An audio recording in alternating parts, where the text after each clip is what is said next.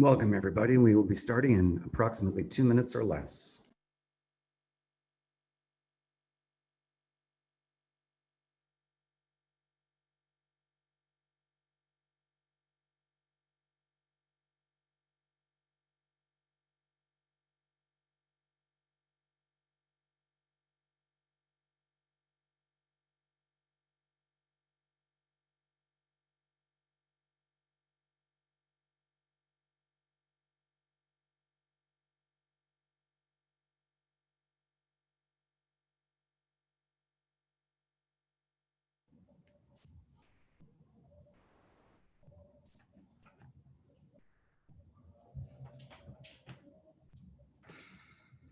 Shall we start?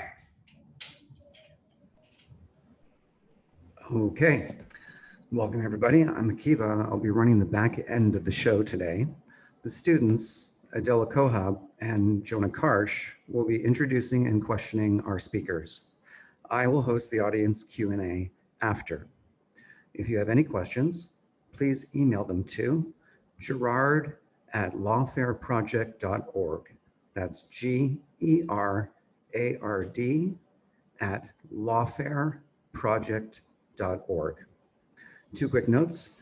Adela and Jonah have written their own questions for the panelists and will ask their questions themselves. And each panelist is being given 3 to 4 minutes to respond. Let's begin with Adela. Thank you so much. Good afternoon, and everyone, thank you for joining us for Ending Jew Hatred and Other Forms of Bigotry with Brooke Goldstein and Peter Beinart. My name is Adela Kohab Moadeb. I'm a recent graduate from NYU, a published author and Israel activist. Today, I'll be asking questions to Peter. Peter Beinart is a professor of journalism at the City University of New York. He is also a contributing writer at the New York Times, editor-at-large of Jewish Currents, and writes the Beinart Notebook at Substack. Hey, good afternoon, everyone. My name is Jonah Karsh. I'm a student at the University of Miami, junior there, and the founder and chapter head of the chapter of J Street U, pro-Israel, pro-Palestinian organization there. And today I'm going to be asking questions to Brooke Goldstein. Brooke Goldstein is the founder and executive director of the Lawfare Project. She is also a founding partner of the End Jew Hatred movement, a grassroots Jewish civil rights movement. She is a human rights attorney, author, and award-winning filmmaker. Brooke is also a regular commentator on the media and has appeared on outlets such as Fox News, CNN, the New York Daily News, the American Spectator, and others. And I will pass it to Adela to open up with the first question. Thank you so much, Jonah. My question is for Peter. What exactly is Jew hatred and who gets to define it? Thanks, and I'm really glad to be here with you and with Brooke and with Jonah. I would say, let me start with the second point, who gets to define it? My answer would be anyone gets to define it if they have a definition that makes sense.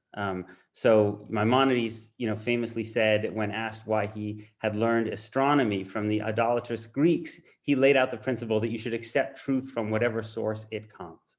So to me, what matters is, does the definition of Jew hatred or any other form of bigotry actually make sense? Does it actually describe sociological phenomena as we understand it? Of course, if Jews were excluded from participating in those interpretations, that would be problematic, and Jews might have some special understanding of it, just like Black Americans might have of defining racism, or women might have of defining sexism, but I do not believe that just as Black Americans should have an exclusive ability to define what racism means, or any other group, that Jews should exclusively define what Jew hatred is. I think what Jew hatred is it is hostility or violence or discrimination directed towards Jews as Jews.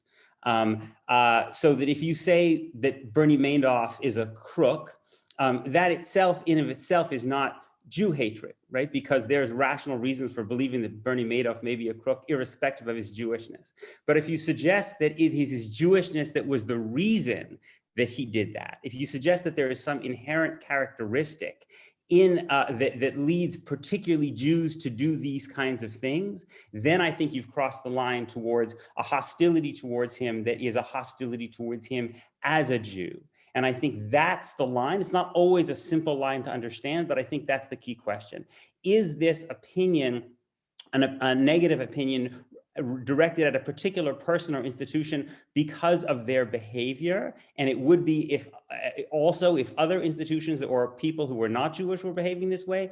Or is it in a kind of part of an essentialized argument that Jews are inherently this way, that there is something inherently problematic in the way that Jews behave as Jews? Okay, next question, Jonah. Oh, no. I think I get to answer that too, right? Did you want to? Okay. So, well, first of all, I want to thank everyone for participating today. I especially want to thank Peter for agreeing to be part of this discussion, and Jonah and Adela for your questions. I'm very grateful. I also want to say that there was a lot of pushback, especially on social media, and hate and pressure to cancel this event, not to give Peter a platform. Even one of the Lawfare project's prior board members posted very publicly demanding that we cancel it. Obviously, I said no, because I demand Jewish unity, and I expect it, and I hope for it, and I also hope for inclusion, and these are values that are important to me. And I think that we are at a time right now where the community is extraordinarily divided, very divided, dangerously, on partisan lines, on political lines, on opinions of what we should and should not do in the Middle East, and how we bring peace to the Middle East, and what the definition of Zionism is, and so on and so forth. And this has prevented us from engaging in a real discussion about what the real life experiences of Jewish people and how they feel when they're subjected to discrimination, and how that discrimination manifests, and centering our dialogue in the civil rights narrative. And I'm really excited and happy because in the discussions that Peter and I had coming up to this, we agreed not to get into what we called a tired old debate about Israel-Palestine, or to debate definitions in international law, or whether ICC has jurisdiction, blah, blah, blah, because that's irrelevant. It's irrelevant to the subject at hand, which is, how do we end Jew hatred in this definition? Is there a problem of systemic Jew hatred in Western culture and in Eastern culture? How does it manifest, and how do we deal with it? And unfortunately, we're so bogged down in definitions and debates about an occupation, about a foreign conflict. And anytime a Jew wants to self-identify as a Zionist, that Jew is told that they have to, dismantle their Zionism, or they have to justify their Zionism, or they have to pass a political litmus test in order to be part of a club. So I do agree with Peter in the sense that what Jew hatred is discrimination. It's plain and simple. It's treating a Jewish person different because of his or her identity or perceived identity. But it's also something else. It's imposing a political litmus test on a Jew, that in order to feel their pain, in order to express their trauma, in order for their discrimination to be legitimate, that they have to engage in some sort of debate about Israel-Palestine, that they have to take a position on a foreign conflict, that they have to come to an agreement about a 10-paragraph definition of what is anti-Semitism and what it isn't. It has to be unanimously accepted by 57 nation states. I mean, that's ridiculous. And so when we say, what is Jew hatred? It's not so much the definition and, who gets to define it, and when it's right, when it's wrong, what's rational. It's, when a Jew feels slighted, when a Jew feels discriminated against, when a Jew feels unsafe because of, his or her identity as a Jew, that is Jew hatred. And, I wish that on campus, what we saw are reasoned, rational discussions about, the right of certain states to exist, and the wisdom of the Westphalian nation state system. But that's not what's happening. What's happening is that Jews are being singled out. The teachers are pointing at them. They're saying, do you identify as Zionist, yes or no? Jews who identify as Zionists or have pride are discriminated against, or not let into clubs. They're told that they can't be a part of a club.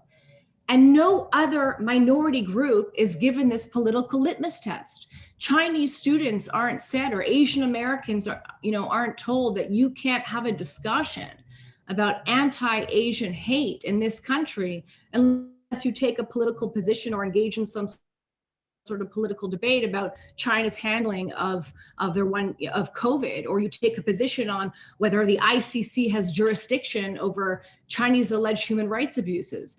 The two are completely disconnected. And the mistake that we've made as a Jewish community is defining our Jewish advocacy as pro-Israel advocacy, requiring Jewish students. We are at the 4-minute mark, so please wrap up.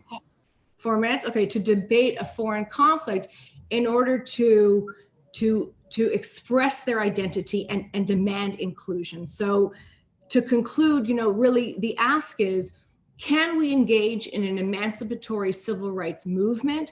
Can Peter and I agree to talk about Jew hatred without debating a foreign conflict? Can we agree that systemic Jew hatred exists and that it must be rooted out and it must be fought? And can we join together to do so? Okay, now the next question to Jonah. Great, thank you. This question is first going to go to Brooke, and then Peter will have a chance to respond. The question is anti-Zionism anti-Semitic? And if it is, does an equation of anti-Zionism with anti-Semitism function to shield Israel from legitimate criticism? When does criticism of Israel cross the line into anti-Semitism? And that goes to Brooke. So again, I want to just stress that the topic that we agreed to discuss was about Jew hatred and the systemic nature of Jew hatred and the discriminatory treatment against Jews. And this experiment is very interesting because we're always falling back on these questions of, well, when is it okay and when is it not okay to criticize Israel? And what I'm saying is that the two have to be completely separate. The last time I checked, when my client Daniel Visal was punched in the face at Temple University and called a Zionist baby killer, nobody asked him what he thought of the IRA definition of anti-Semitism. When my client Lihi Aharon was brutally and violently attacked in the subway and left with a scar on her face because she was talking Hebrew, nobody asked her what her position was on the Israeli-Palestinian conflict. So in a discussion of systemic Jew hatred in the West and how to solve it, we should not be talking about when it's right and when it's wrong to criticize Israel. It depends. It depends on what the context is, but it's completely irrelevant to the lived experiences of the Jewish community that's discriminated against because of their ethnic, cultural, and religious identity. And then to the first part of the question, which I think is very relevant to the discussion, when is anti-Zionism Jew hatred? It's Jew hatred when a Jew who identifies as Zionist is discriminated against, is treated differently because their identity. When we brought a lawsuit on behalf of students who were members of Hillel and community members against San Francisco State University for civil rights discrimination against Jewish students, the lawsuit was basically based on the fact that Hillel was denied the ability to participate in a Know Your Rights event because they identified as Zionists. And the school admitted it. And the school said, well, we didn't discriminate against you because of your religion. We discriminated against you. We denied you the ability to participate because your politics, and Zionism is a political point of view. The school was telling the Jewish student that they did not have the right to define their own identity, and that it was okay to give a Jewish student, and only Jewish student, a political litmus test in order to be included. You don't go to a Muslim student association and say, well, what's your position on Iranian nuclear disarmament? Unless you have the right answer, you can't be a part of our club. That's not how it works. That's racism. You don't demand that in order to discuss anti-Black racism and police brutality in this country, we have to talk about Black on Black crime, or you have to take a position on, Robert Mugabe's cleansing of white farmers in Zimbabwe. That's irrelevant. That's projecting the crimes of a foreign country or the alleged crimes of a foreign country on a person because of the way they look, because of their skin color, because of their national origin, because of their identity. So that's when anti-Zionism is racism. And I beg Peter, can we have a discussion about the lived experience of Zionist Jews without having a discussion about whether or not Zionism has been recognized in international law, and to what effect there's a right to civil nationality, ethnic nationality, and so on and so forth? Because international law is irrelevant to the fact that there is rampant systemic discrimination against Jews because they identify as Zionist, and Zionist means something different to every Jew I know, and yet every Jew I know has been subjected to some form of anti-Jewish discrimination disguised as, advocacy, human rights advocacy, or politics. And that's what we're trying to get away from here. Great. Same question to Peter. So I think where Brooke and I disagree is that I don't think it's entirely possible to disentangle the Israeli-Palestinian conflict from the question of what Jew hatred is, since the organized American Jewish community in the United States has often said that certain forms of protest against Israel, like the boycott, divestment, sanctions movement, is anti-Semitic, or that anti-Zionism is anti-Semitic. And I think it's important for us to remember that, because that often has very serious implications. Again, this is a conversation about ending Jew hatred and other forms of bigotry, right? And so when Fordham University says that Palestinian students can't create a Students for Justice in Palestine chapter, or a special education teacher in Texas is forced to sign a document promising that she will not boycott the state of Israel in order to be able to work in Texas public schools, this is a way in which this definition of Jew hatred that has been embraced by much of the organized American Jewish community, i.e. boycotting Israel is Jew hatred, anti-Zionism is Jew hatred, then that actually leads, I think, to violations of the free speech rights of Palestinians and others, which I think we should be opposed to. Just as I am very much opposed to Jews who identify as Zionists not being allowed to participate in whatever form they want to in their clubs or to participate in colleges. So I think Brooke and I have a disagreement about whether one can completely separate this question of how one perceives Zionism in the Israeli-Palestinian debate and the question of what Jew hatred is. And I would also say, I think perhaps another disagreement is, I don't necessarily believe that any time a Jewish person feels hurt, that per se means that it's Jew hatred. Just as if anytime a Black person or a woman or an LGBT person might say, I feel unsafe, right? Let's say somebody says that being anti-abortion is an expression of sexism. That's a worthwhile topic for debate. Or if someone says being opposed to affirmative action or not wanting to defund the police, that those things are expressions of racism, that's a legitimate point of view that we should discuss, but it's not the end of the conversation, right? Just similarly, many Palestinians might say that for them, Zionism feels like racism. An expression of Zionism for them may feel like anti-Palestinian racism. They have the right to express that opinion, but just because they're Palestinian and they deeply feel that, doesn't mean that it ends the conversation. Again, this goes back to my point about Maimonides, which is to say, well, there needs to be an investigation of truth,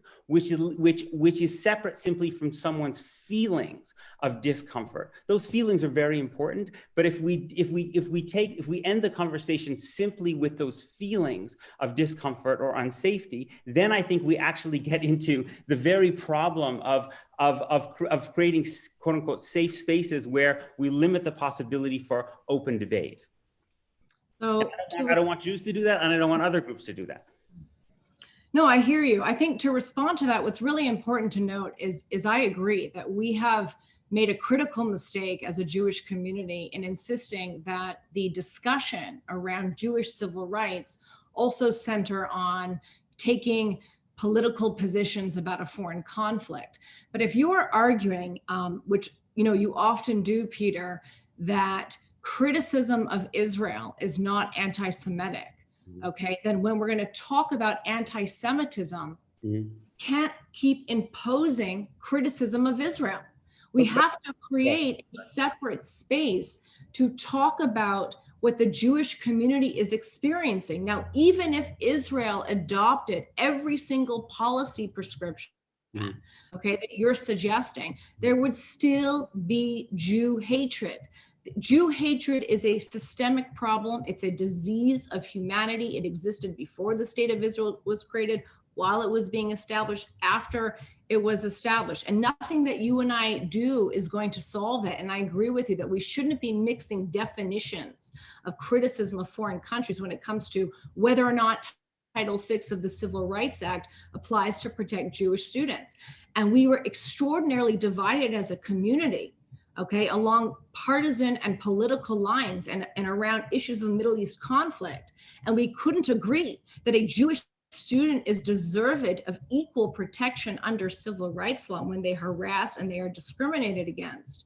And that is wrong. And I think that's why we're also creating this space right now, because I'd love to hear you say, and I think you did before, but to elaborate on, when is it not okay to use a foreign conflict to engage in discrimination against a Jewish student? When is a foreign conflict used as an affirmative defense to treat a Jewish student differently? It's never okay. But I think the reason we're going now in circles a little bit, Brooke, is that it comes down to the question of what the definition of anti-discrimination is. And we don't have a consensus in the American Jewish community about what that definition is. And it's not me who's trying to bring the Israeli-Palestinian conflict into this debate about what is or is not Jew hatred. The organized American Jewish community has put it at the center by pushing things like the IHRA definition that include among its examples of anti-Semitism things that have to do with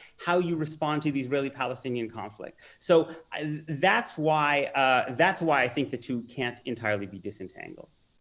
But this obsession to create a definition of Jew hatred, which has existed for hundreds of years, which has morphed, which has taken so many different ways to do, whether, accusing Jews of being too rich, accusing Jews of being too poor, accusing Jews of spreading diseases, Jews have too much power, Jews have too little power. I mean, you name it, okay? We're not going to come and to agree to a definition and adopt that definition. And that's not a conditioned precedent in order for the Jewish community to be able to unify and work together, regardless of whether we disagree on Israeli politics, to fight Jew hatred and to end it.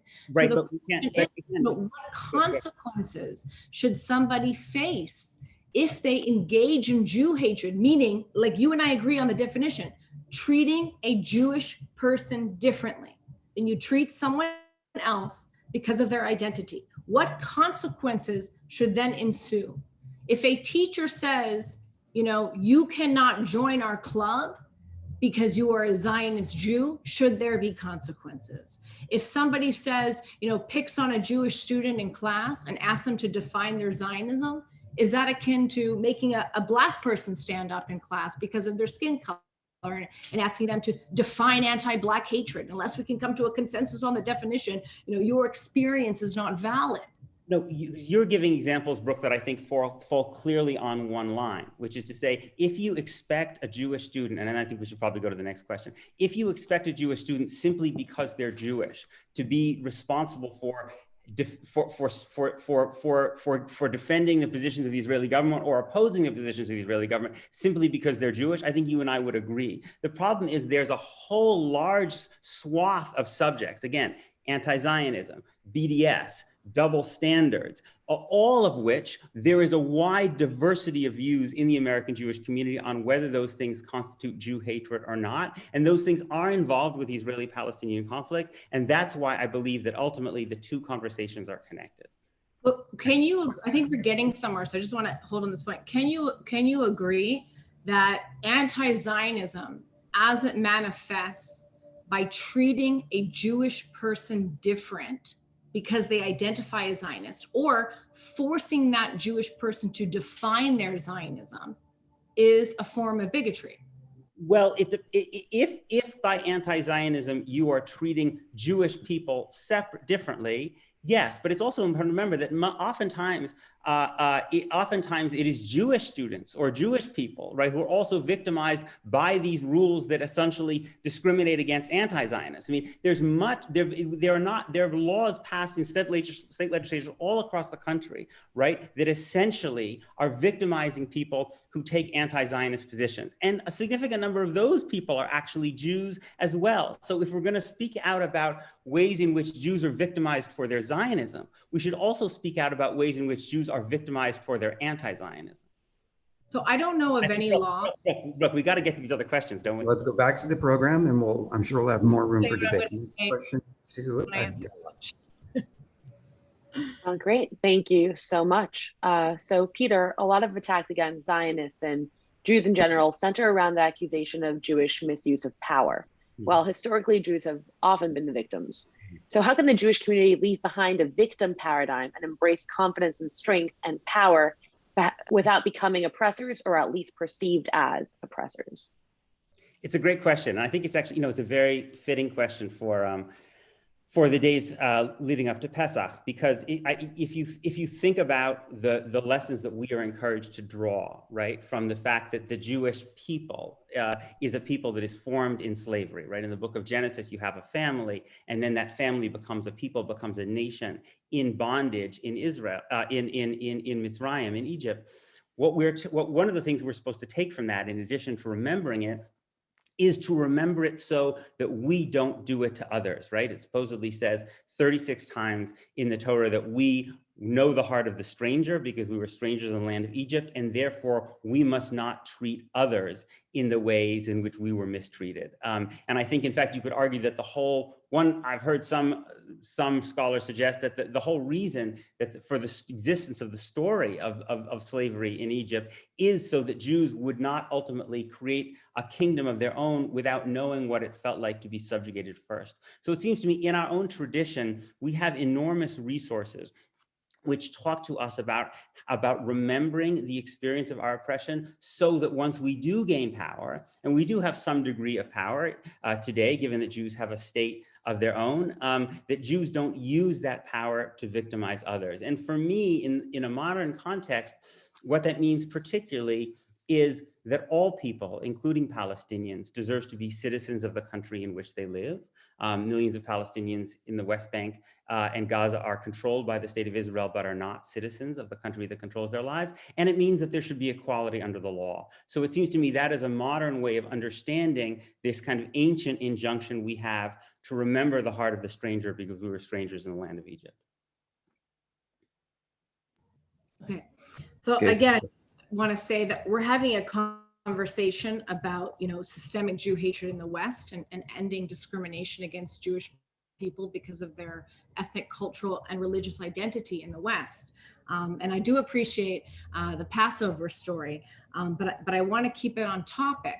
I think that the whole notion of, Jews are treating other people badly, again, is projection of the alleged crimes of a foreign government on a Jewish population in America. And what it does is legitimize, when political excuses or foreign issues are used to justify discrimination. I think this is really the essence of BDS, for example, when people engage in commercial discrimination, say, we will not do business with you because you are an Israeli, because of where you are born. That's like saying, I disagree with, China's handling of COVID. I won't do business with you because you're Chinese. That's racist.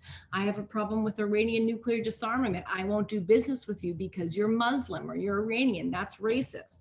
So when it comes to talking about, the accusations of misuse of power, it's a mistake to deny our victimhood. And it's a mistake to allow things like ethnic studies departments in California, for example, to redefine the Jewish person as white. No self-respecting Nazi would define a Jew as white. And yet all of a sudden, the entirety of the Jewish community is white. The indigenous connection that we all have to the Middle East is erased. And it is denied that we are victims of systemic racism. And our success is used against us. You know, nobody would say to a Black person, because you have had a Black president, there's no longer anti-Black racism in the country. Nobody would say to a Black CEO, well, you've really made it.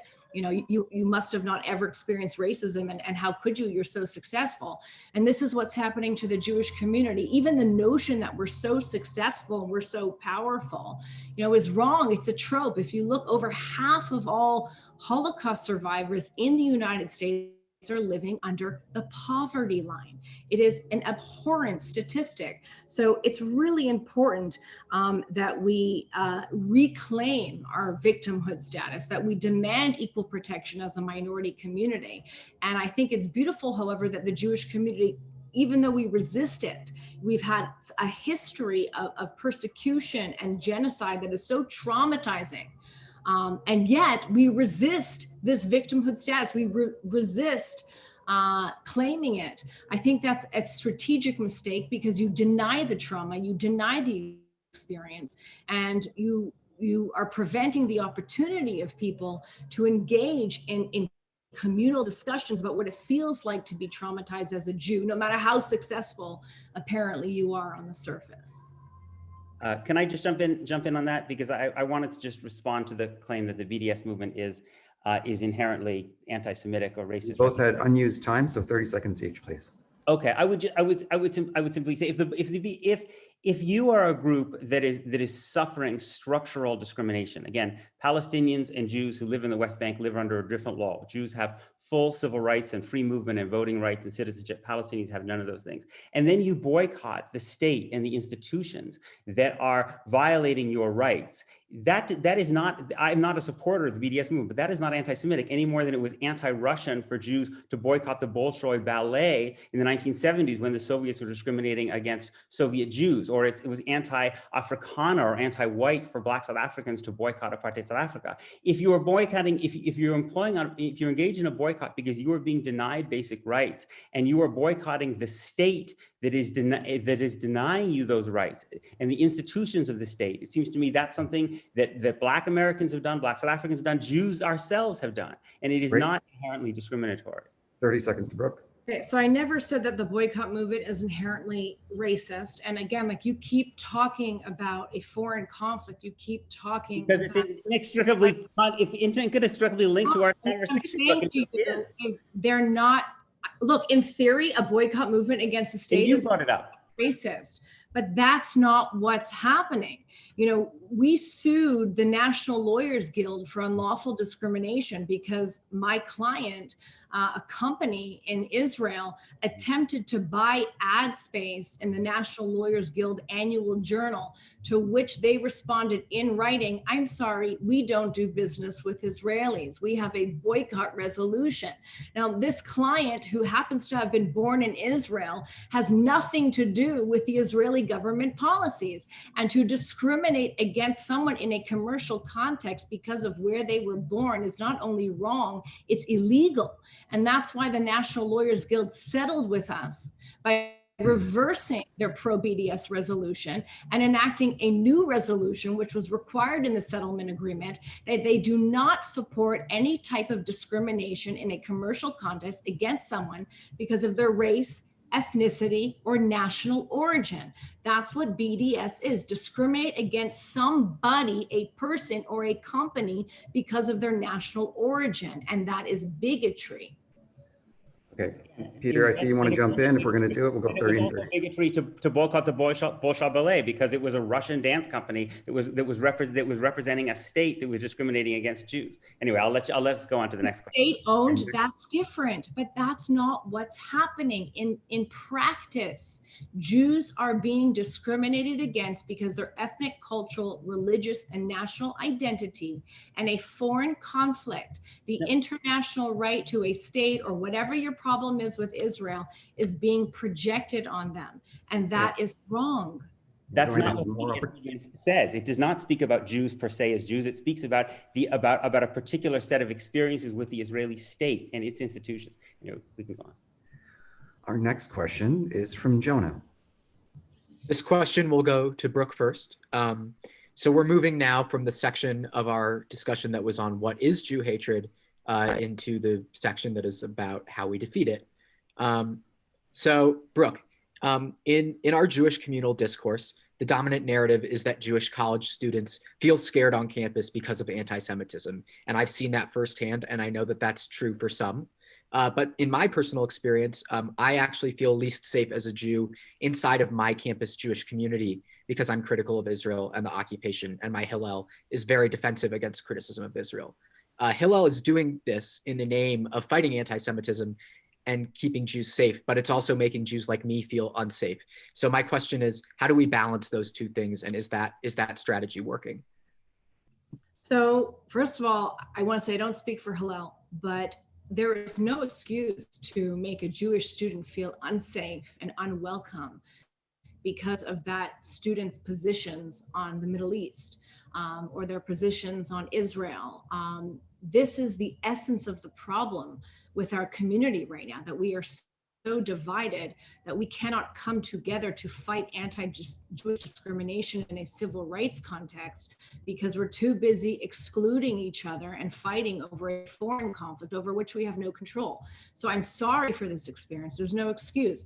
But I have to say, Jonah, and I say this with love, that you can't claim that you feel slighted and unsafe because you were not included in Hillel, which is terrible, and then turn around and found the most exclusive, divisive group there is, which is J Street on campus, of which you are the founder of in Miami, whose entire purpose of the organization, the MO of the organization, is to exclude Jews on political lines, create a political litmus test, define pro-Jewish advocacy as that which is to take a position on a foreign conflict. So, for example, if you disagree on boycotting Israel, okay, if you disagree on it, you're not going to feel welcome in J Street because J Street has an official position of supporting the boycott. If you feel intimidated and scared and threatened by incitement to genocide, you're not going to feel welcome in J Street because Jeremy Ben-Ami is hugging and kissing a boss who's paying for pay-for-slay. You know, if you disagree that the United States should be withholding money from Israel and should be pressuring Israel to do a certain thing or another, you're not going to feel welcome in J Street. So I think that we should be honest here. And I also want to dovetail and say, that's why we founded End Jew Hatred, so that Jews could get together, you know, despite their biases, politically or otherwise, despite what their partisan views are, and work together and unify around one message, a simple truth, which is Jew hatred is wrong. There is systemic Jew hatred in Western culture, and it must be defeated. And it must be defeated regardless of whether or not we come to a solution in the Middle East, regardless of whether or not Israel adopts one policy or another. So I implore you to join us and maybe found an End Jew Hatred chapter at the University of Miami. I want to give Peter a chance too. I just want to say for the record that I do think J Street's official position is not supporting the BDS movement. I think they support the right of people to boycott, but the official position of the organization is not in support of it. But I'll let Peter go ahead. Right. I mean, first of all, I find it a little ironic that Brooke keeps on saying that we're not supposed to be talking about the Israeli-Palestinian conflict and then bringing up the Israeli-Palestinian conflict, right, with references to what Mahmoud Abbas is doing. It's J Street, first of all, for the record, as Jonah is saying, is opposed to the BDS movement. But secondly, I just don't, with all due respect, Brooke, I just don't understand your point. J Street, like AIPAC, like Jewish Voice for Peace, like Zionist Organization for America, has a set of views on the Israeli-Palestinian conflict. So students who agree with those views are going to feel more comfortable, and students who don't agree with those views as much are likely to feel less comfortable. There's nothing sinister or discriminatory about that. I would actually say that I think one of the things that J Street deserves credit for is that if you go to the J Street National Conference, You'll see mostly Jewish speakers. You'll see speakers from a range of Israeli political parties, but you'll also see a lot of Palestinian speakers. And so you'll hear from both of the peoples, of the nations that are involved in this conflict. Whereas if you go to an AIPAC conference, you'll find very, very few Palestinian speakers. And I think one of the tragedies that exists, and I would really love End Jew Hatred to work on in your work, is actually to have more experience listening to Palestinians. Because I think that until we understand the profound bigotry that Palestinians experience, being denied basic rights, then we can't fully understand how to struggle together, all of us, against the various kinds of bigotry that we experience. So I didn't really understand, to be honest, I didn't really understand the criticism of J Street. So the students came up with their own questions, and the question was, Hillel is critical, or I'm critical of Israel, and Hillel is defensive of Israel, and it makes me feel unwelcome and unsafe. And I'm saying that the response is not to form an organization that excludes Jews as well. The response is to be a part of a movement that is inclusive of Jews regardless of their politics on what I just listed, and that is irrelevant to Jewish civil rights. And that's the only way that we can move forward. And again, there is no obligation for a Jewish person to listen to a Palestinian person living thousands of miles away about their experience in order to claim that their own experience should be legitimized. This Jewish person in America, who knows what their positions are politically, they cannot solve the conflict. 10 presidents before us couldn't solve the conflict. This is something that who knows how long it will go on for. And frankly, I don't even think it has to do with Israel-Palestine. I think it's a greater issue, okay? So to say that the Jewish experience, the lived experience, and the trauma that we experience and the discrimination we experience as feeling Jews is only legitimate if we have some sort of listening session with people having their own experience thousands of miles away. That is a form of racism. That is a form of bigotry. You're not telling a woman, okay, to say, well, in order for her to express, her trauma, she should really sit and listen to what the white guy thinks who put his hand around her. And maybe we should legitimize what he has to say as well, or to the Black racism advocate. You're not telling them to say, well, you have to, think about and have a debate about, what's happening in the inter-ethnic wars that are happening in Africa in order to discuss your experience here in the United States. Look, but sorry, go ahead. Go ahead.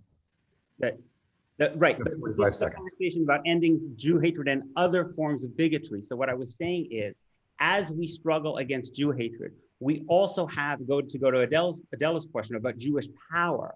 In addition to Jewish vulnerability and Jewish victimhood, we also have a moral obligation. Our own tradition teaches us to take seriously our moral obligation to end bigotry against other groups of people. And one of the things that I'm encouraging people to actually grapple with and to go see for themselves is the depth of the bigotry that people who lack basic rights, Palestinians who lack basic rights, under the control of a Jewish state face. I just want to make one more point about J Street and Hillel. I think it's a false analogy. J Street is a political organization like AIPAC, which has a particular agenda. Hillel is supposed to be an umbrella organization for all Jewish students, regardless of their political views. So when Hillel lays out a set of guidelines which says that you cannot speak at Hillel if you don't support a Jewish state, for instance, that is imposing a political view on who can be a legitimate speaker at an organization that is supposed to be an umbrella group for all Jewish students. J Street has never said it's an umbrella group for all Jewish students, just like AIPAC has never said that. Okay. So I just want to respond super quickly. Okay. Equal time back to Peter.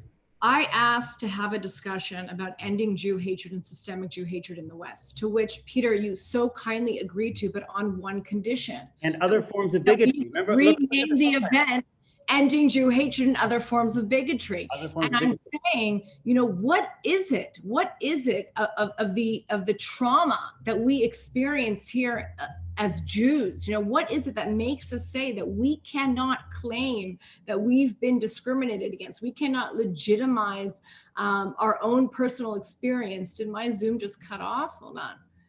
No, you're still on. Okay, I can't see anyone, but anyhow. So, you know, and this is an impossible standard to meet, that yes, I can go in a room, Peter, and I can legitimize, I can identify. I mean, I made a whole movie. I risked my life, and for 2 years I was in Jenin and Ramallah, Tulkarm and Nablus, and I listened and I heard, and I made a whole movie about a certain aspect of Palestinian Muslim pain. But that's completely irrelevant to the discussion we're having now. And the point I'm making is that the more we debate the Israeli-Palestinian conflict, of which we have no control over, the more we insist that we have to have some sort of political litmus test, or we have to come to a solution over there in order to express ourselves as Jews here, the more divided we will be, and we will miss an incredible opportunity to engage with, like other minorities are engaging in right now, in a civil rights movement. And all we're asking for is equal protection under the law for Jews for being Jews. It has nothing to do with Israel-Palestine. I'm not disagreeing with you whatsoever about the importance of Jews standing up against Jew hatred. But my point is that there's also, every group of people, seems to me, has an obligation to protect themselves, right? And also an obligation to speak up against bigotry against others, right? And that's why the subtitle of this conversation talks about other forms of bigotry, because our own tradition tells us not only to be for ourselves, right? But also to be for others. Right, and I get it that any discussion about oppression, systemic oppression, has to talk about, you know, dismantling the oppression for everyone.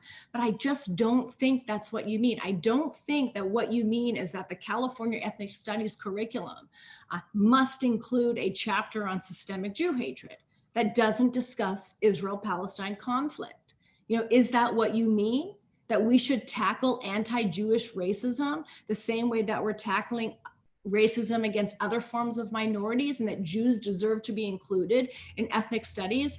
Or when you say other forms of bigotry, do you mean that I am going to impose upon you a debate about a foreign conflict that neither of us can solve as a conditioned precedent to talking about Jewish civil rights? It's not a conditioned precedent, but we are deeply implicated. Right? We are deeply implicated in. Why am I implicated? I am not the Israeli government. No, because I have no control over what happens there. We're implicated because of American policy, because American policy has a very significant impact on the Israeli-Palestinian conflict. We're also implicated. So we are, even as American citizens, we are deeply implicated in what our government does and what the human rights consequences of that does. And when our government is supporting systematic bigotry, and we're having a conversation about ending forms of bigotry, I think it's relevant. I honestly believe that the constant references and redirection of the conversation to require a Jew to take a position on a foreign conflict is in and of itself a form of bigotry. And what I would like to do is try and talk about examples of how Jews are subjected to racism and discrimination, and how we can unify against it and solve the problem. Do you believe that there should be consequences for Jew hatred in the United States? Do you think that systemic Jew hatred should be a part of the ethnic studies curriculum? Of course, there should be consequences for Jew hatred. The question, as we go back to the beginning, is that we may not always have the same definition of what Jew hatred is, but of course there should be consequences for Jew hatred. Does a Jew have to define his or her pain? Yeah, I've been discriminated. How can you? No other minority is forced to do that. How can you? No, with any group, if you want to, you can. I would not be, even whether you're of any group, whether you're LGBT, whether you're Black, whether you're a woman, any group, whether you're Muslim. It is not simply enough to assert pain. There has to be a definition of what the discrimination is, and then you have to look at the facts. Right? This is called due process, and we certainly want it in other contexts. The definition of discrimination is in the law. We have anti-discrimination laws. We are not required to come up with a separate definition of what is anti-Jewish discrimination. Well, but the IHRA definition is a definition. Wait. The discrimination that is actionable, okay, in U.S. courts against a Jew is the same type of discrimination actionable against any other minority community. What you have to show is that you were treated differently because you were Jewish. You don't have to define the motive why. You don't have to debate Zionism. You don't have to debate Israel-Palestine. You just have to show, okay, that you were treated differently because, well, that is the motive, because of your ethnic, cultural, or religious identity. Right, but Why do we need a separate definition? but the organized American Jewish community has urged Congress and state legislators across the country to adopt a definition of anti-Semitism, or as you would call it, Jew hatred, that very explicitly does bring in questions of Zionism and boycotts and double standards, right? So it is our community itself that is actually making these questions central to what the definition of Jew hatred is. I have no problem whatsoever. I would be to say that people who express Jew hatred should face the same punishments as people who express any other forms of bigotry. Right, but my only point is that we have, as a community, we are not unified in terms of our definition of what Jew hatred is. That's part of what I agree with you. This is where we agree.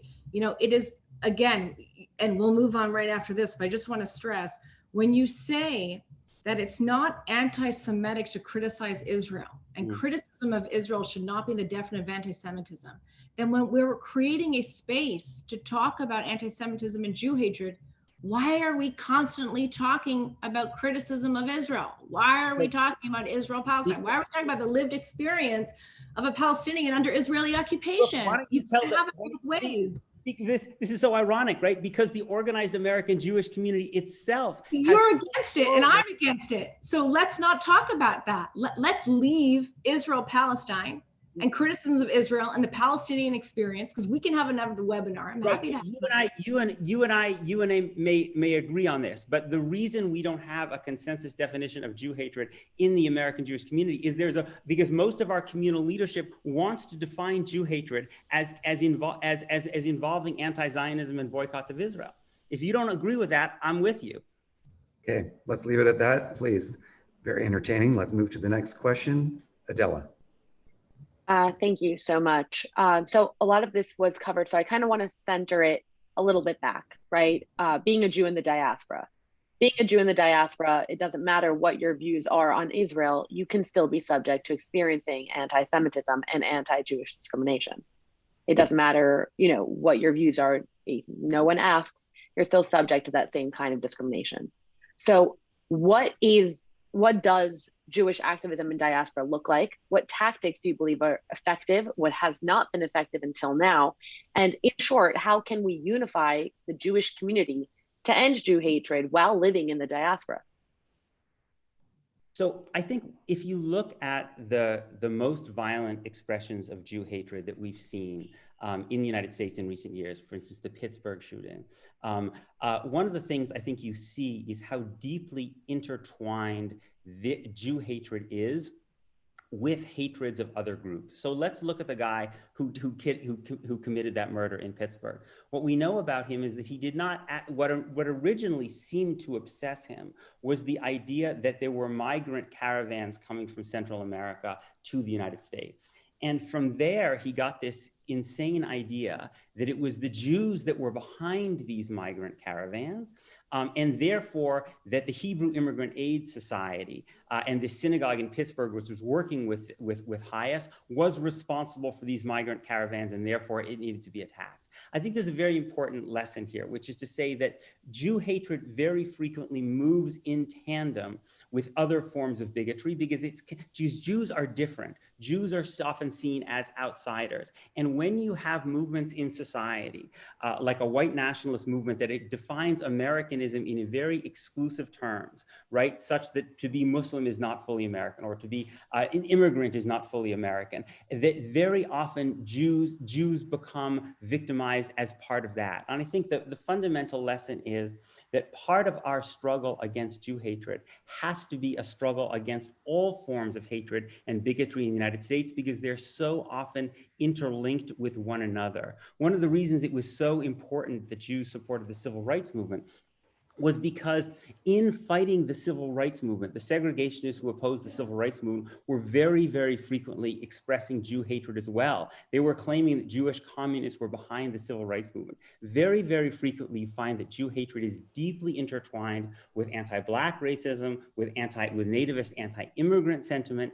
And so the more successful we are in pushing back against those other forms of bigotry, the more safe we make ourselves. Thank you, Peter. Before we go to Brooke, I just want to remind everybody that you can send your questions to Gerard at lawfareproject.org. That's GERARD at lawfareproject.org. Same question to Brooke.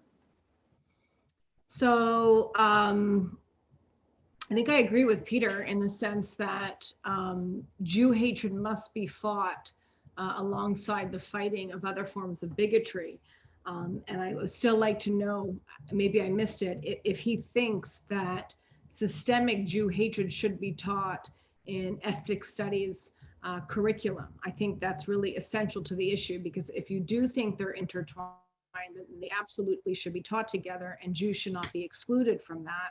And the inclusion of Jews in a discussion of anti-racism and anti-bias should not be dependent on, a political litmus test.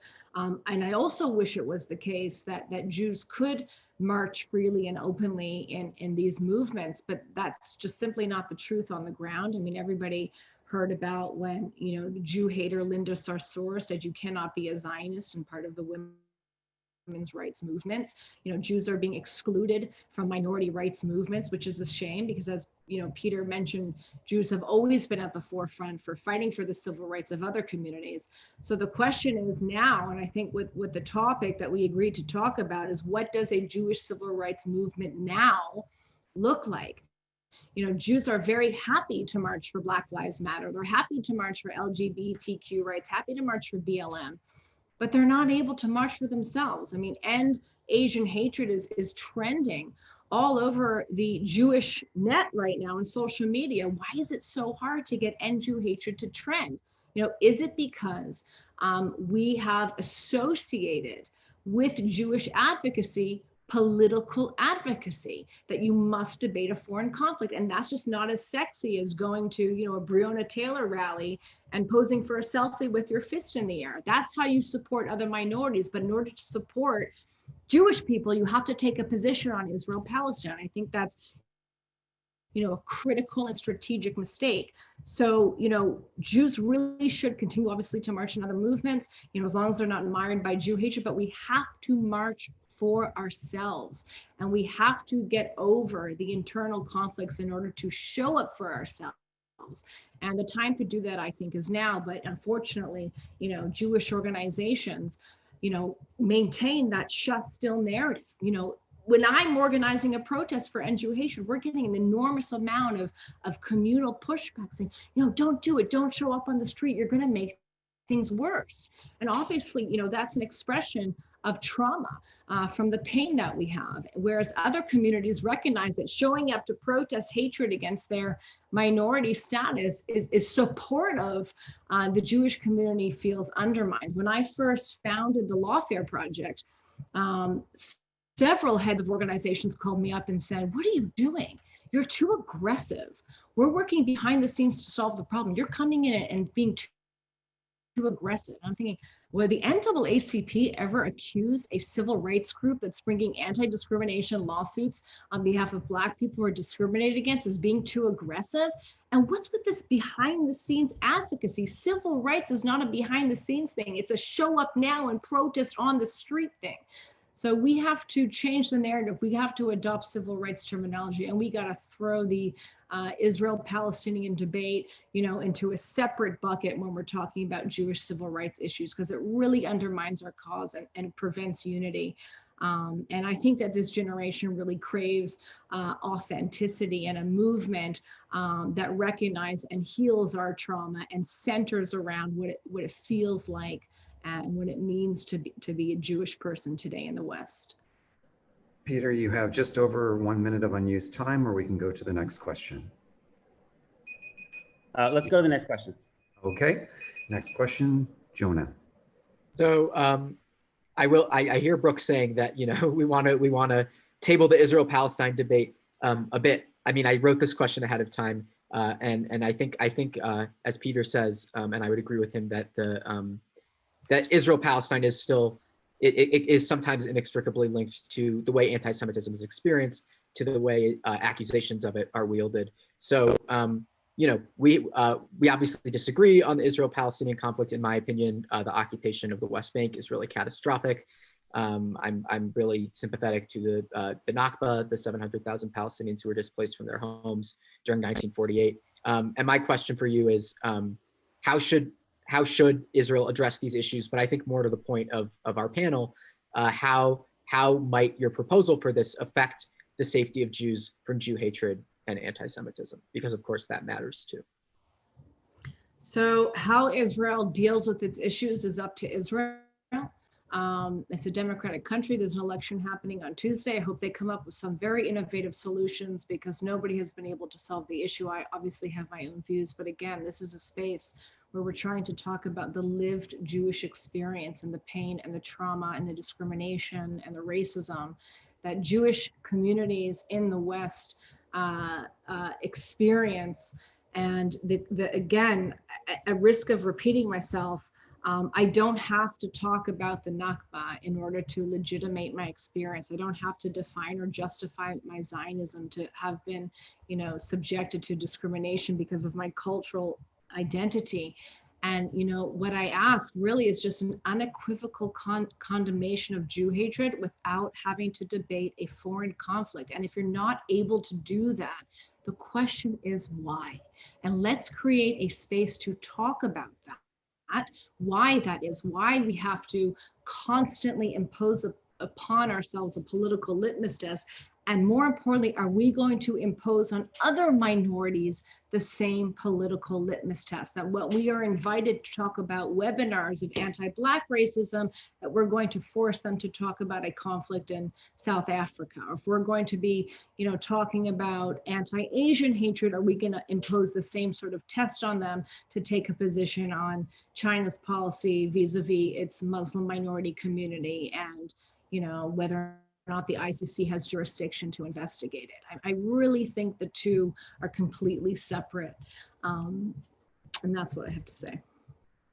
I guess the reason that I don't feel like they're completely separate, I think it goes back to a kind of a debate that Brooke and I have been having over the last hour, really has to do with, for me, what it means to be a Jew. For me, what it means to be a Jew is to balance two different imperatives. One is the imperative of caring for ourselves, the Jewish people, as a kind of extended family, B'nai Yisrael, and the other is the moral imperative to care about the world. The Torah does not begin with Jews, it begins with universal human beings. So to me, in the essence of being a Jew, is the moral obligation to care about others.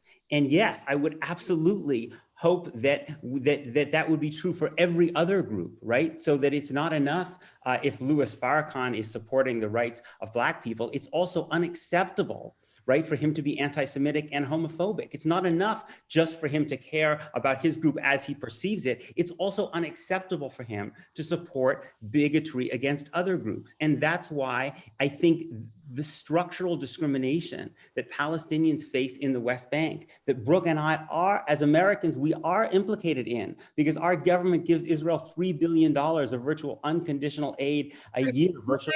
Responsible for the American government's policy? Yes, because these are my taxpayer dollars. It's my money, Brooke.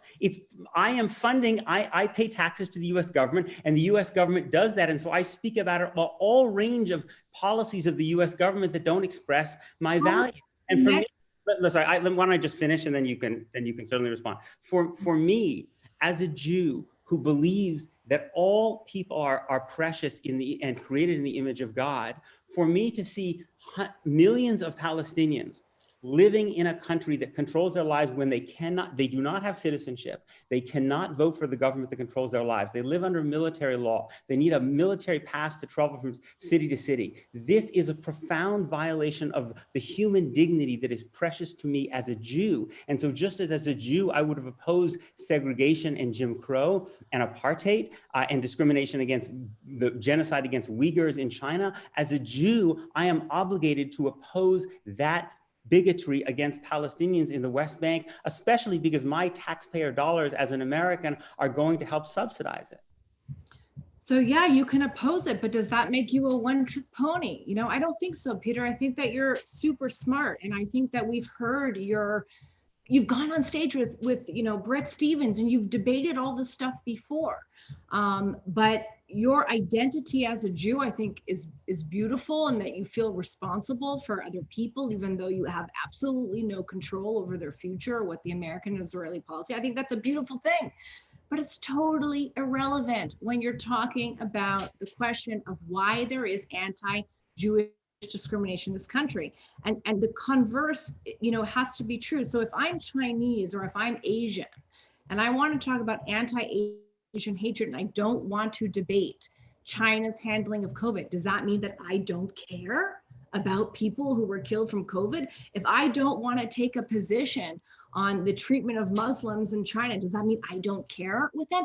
Do I have to because I'm Jewish? Do I have to take a position on a foreign conflict? And is that not bigotry? That's what I'm saying.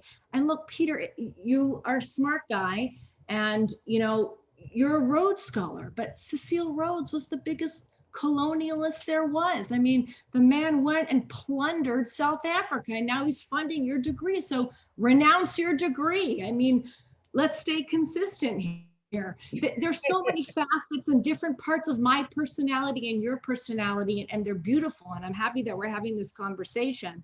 But again, do you think that systemic Jew hatred should be a part of the California Ethnic Studies curriculum? Do you think that systemic Jew hatred is a problem in America? Do you think that Jews should unite regardless of their politics to defeat it? Yes, I think Jew hatred is a problem. Absolutely. I think that in any curriculum that's dealing with bigotry, that Jew hatred should be an important part of that. No, I don't think the Jews will be able to unite.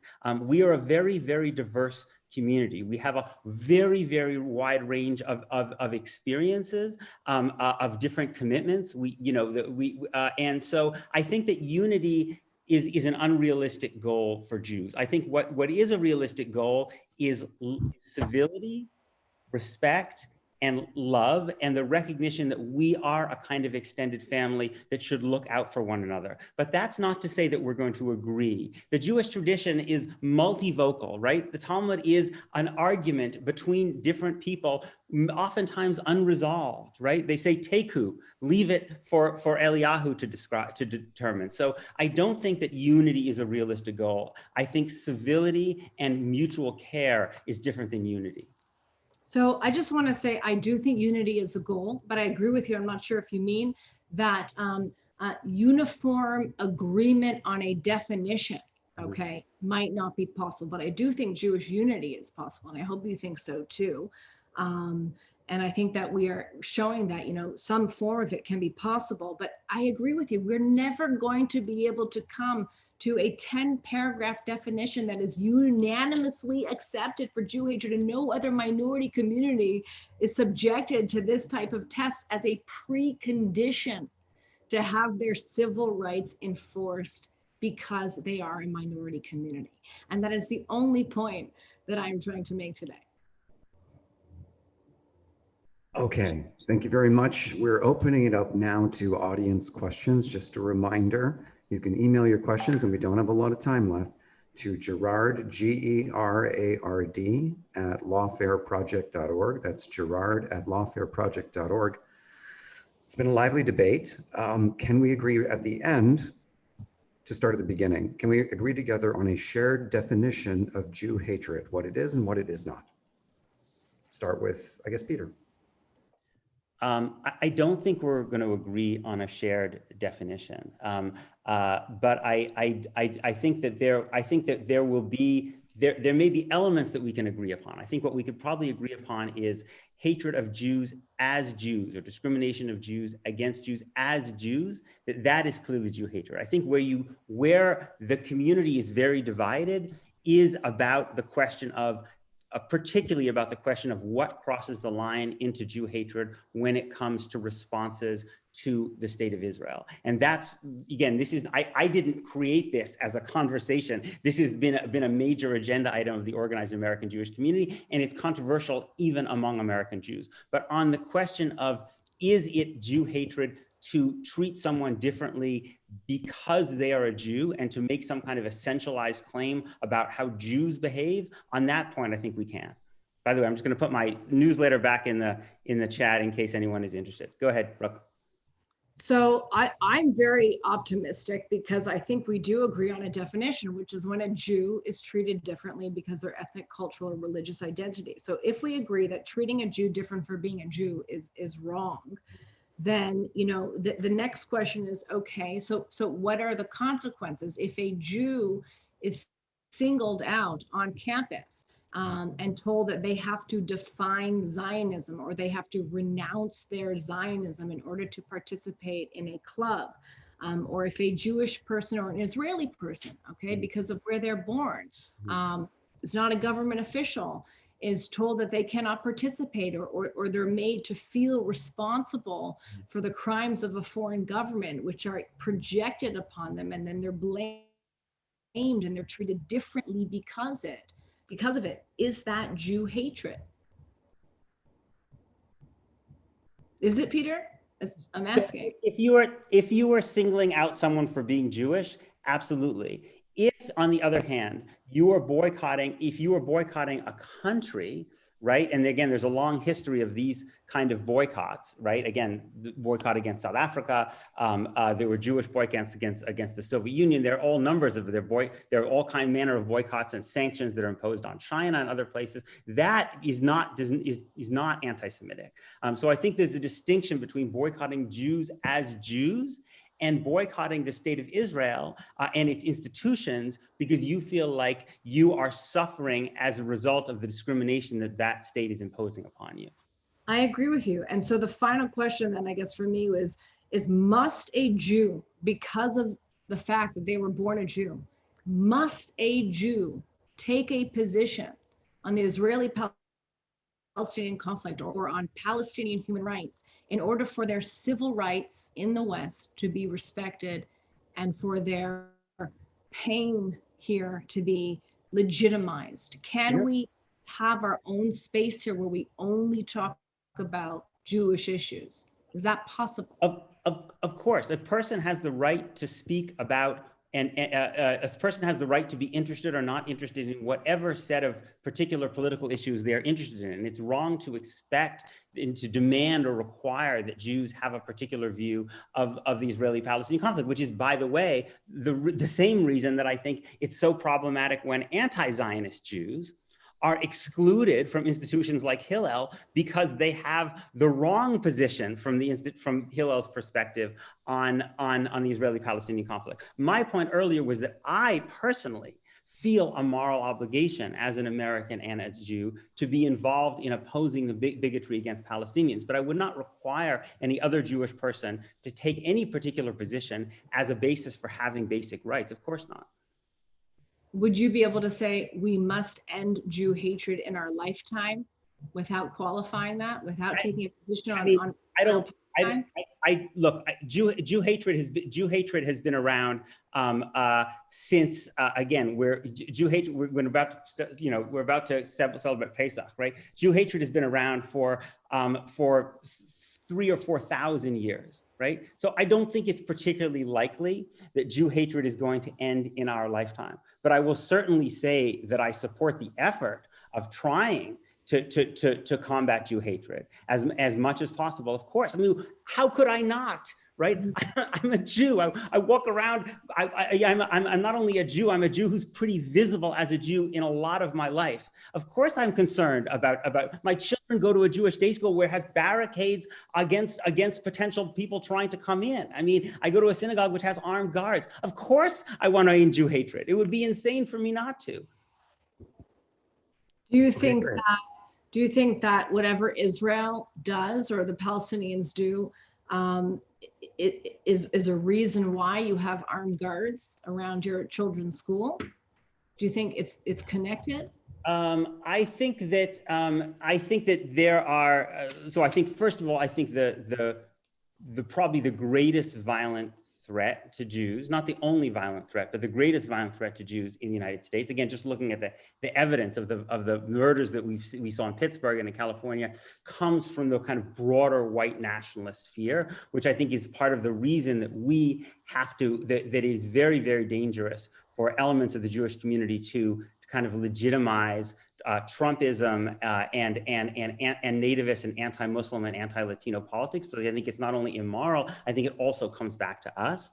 And yes, there's no question that there's also danger from kind of jihadist violence and jihadist anti-Semitism, which exists in the Middle East and other places, and that's also a source of anti-Jewish violence, and that's Jew hatred comes in many different forms. I'm not claiming, and nor have I never claimed that the right has a monopoly on Jew hatred. I do happen to think that right-wing anti-Jew hatred is the most dangerous and violent in the United States today, but there are many other forms as well.